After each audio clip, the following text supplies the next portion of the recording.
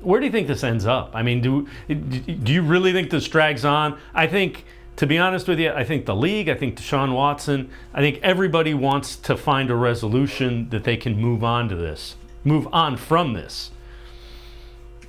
I'm interested to know what the true highest amount of games the NFL, well, the lowest amount of games the NFL is willing to go to, and the highest amount of games in reality that Deshaun Watson and the NFLPA are willing to accept, right? I think that number's probably 6 games, 6 to 8.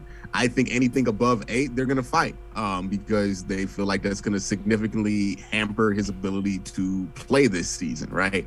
So I'm just interested to see where is that line for the NFL, because I don't think the NFL wants to go 4 to 6, right?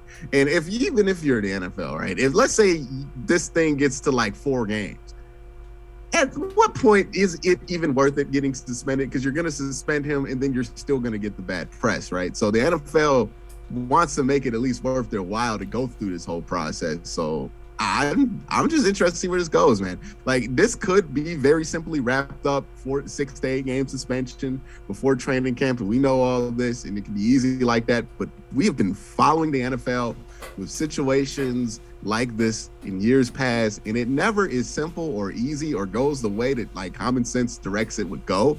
So I'm just going to strap in for this ride because I have no idea where it's going. Yeah, I think the high end would be an indefinite suspension, and you'd have to reapply for reinstatement. I think a year is probably what they wanted, and I think the players probably said, we're thinking more like 4 games. My gut feeling is it ends up somewhere around the 10 to 12 game situation for a year, and they call it a day and move on from it. But I think the league is going to push for potentially an entire year.